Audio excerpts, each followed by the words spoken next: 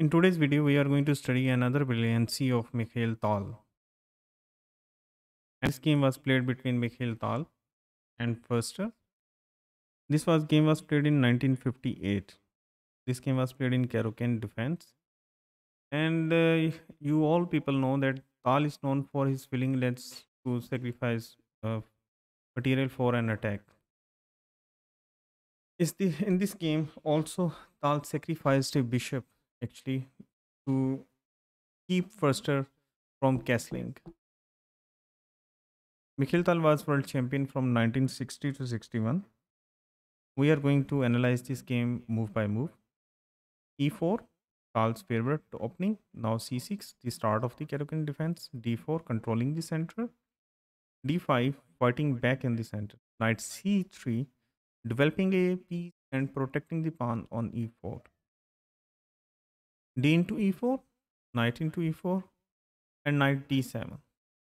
The point of this move knight to D7 is that when white is going to, for example, white is going to play the move knight f3, then black is going to develop the knight over here, knight gf6. And when knight takes, then he's going to take with the knight instead of taking with the pawn and just retracting his pawn structure. This is the reason behind playing the move knight d7. But nowadays, sorry, but nowadays, bishop f5 is considered the best line in this position. So in the game, knight d7 was played. After that, knight f3, going same position is going to rise, knight gf6, knight into f6. And it is better to exchange over here rather to retreat. So knight into f6 as planned. Bishop c4, and this bishop is placed in very aggressive position over here as it is hitting this pawn over here on f7. And this is in the best place for bishop in this variation of the game. So bishop f5 by black, developing the bishop out of the pawn chain. The point of this that after that, black is just going to play the move e6, then going to develop his bishop and going to castle. And his bishop, this bishop f5 would be out of pawn chain. So white went for queen e2. The reason behind is that white is going to say that I'm going to whether to play the move bishop to g5 or whether to bishop to f4, and then I'm going to castle queen side. And this also happened in the game actually also. E6, blocking any kind of threats by this queen over here, developing the pawn, and in the next moves he is going to develop the bishop and going to castle. Now bishop g5 by white, and he's going to actually preparing also for the castle and pinning the knight also to the queen. Bishop e7 by black, and he's by this move he has broken the pin, so white went out for long castle. And h6 by black, and this is actually a minute mistake by black in this position. It was better for him in this position that he should have immediately gone for the move like sorry, bishop whether to g4, or he should have immediately gone for the move castle, and the position was just equal. After this move h6, now white can play the move bishop h4 now, and here black made another minute inaccuracy, and that was playing the move knight e4. Instead of here,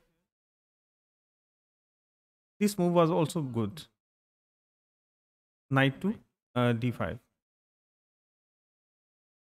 And here it is on white whether he want to exchange the bishops or just he want to retreat it.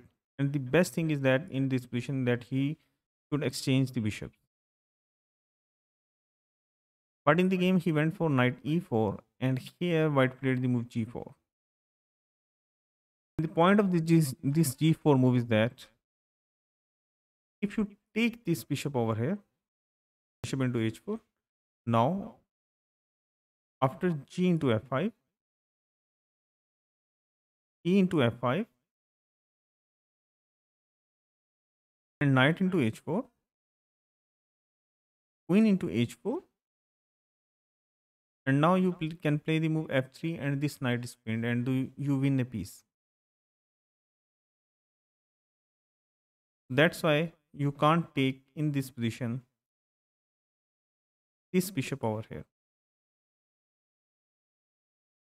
That's why in the game he played the move bishop h7, protecting his bishop over here, bishop h7.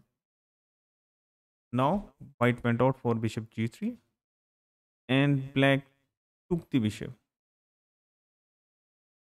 Instead of here, he should have gone for the move queen a5 and trying to get the castle over here. And this queen is also hitting this pawn over here. Although this bishop is protecting this pawn at present, but now black can castle and then just bring his rook over here.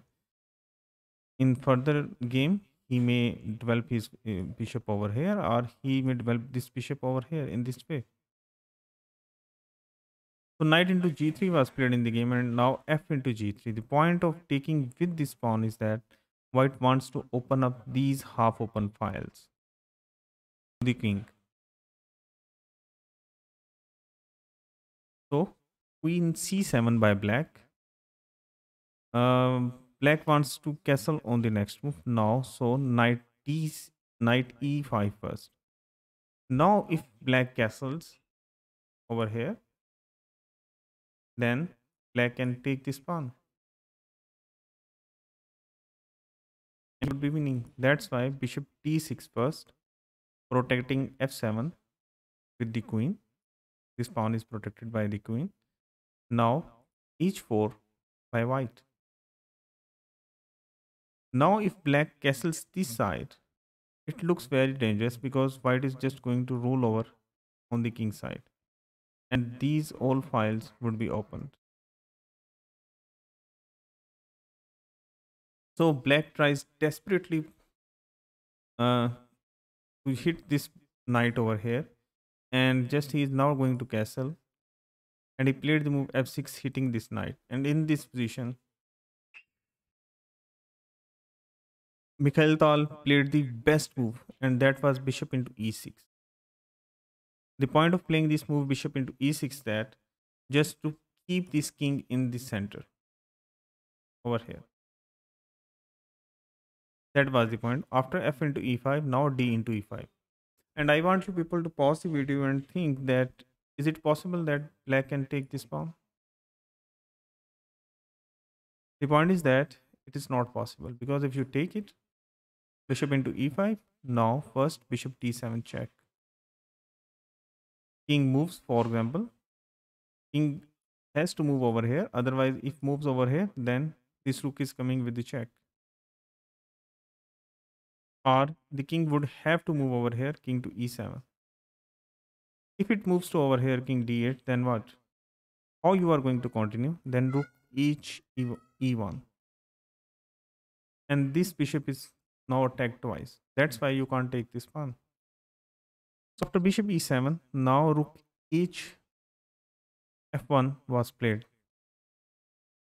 Now white is threatening this check. So rook f8 was played, rook into f8 check, bishop into f8, now queen f3. The point of playing the move queen f3 is that now white is preparing to play the move rook d7. So queen e7, the reason behind is that now if you play the move rook d7, I am going to take your bishop. The point is that. So queen b3 by white. Now white is threatening to take this check, and after that king has to move over here, and then he can even take this pawn with check, and then he's going to take this pawn with check. That's why black played the move rook b8, but still white went out with his plan and he gave the check. Bishop d7 check, queen into d7. Now rook into queen, king into d7, And I want you people to pause the video and think that, is black species properly protected? All of these, two of his bishops and one rook are properly protected? No, they are not properly protected, because now queen f7 check, and black would not be able to protect all of his pieces. Bishop e7 by black. Now e6 check. The king has to move. So he moves to king d8. But what happens if he plays the move to king d6? Now queen f4 check, loses the rook over here on b8. That's why king d8 was played, and now queen into g7. This bishop is threatened. And black played the move bishop e4, and now the last move of the game, and that was queen e5. And here this bishop and this rook both are threatened, and white is completely winning this game. Okay, I hope if you enjoyed this video, kindly like and subscribe and hit the bell icon button. Thank you very much.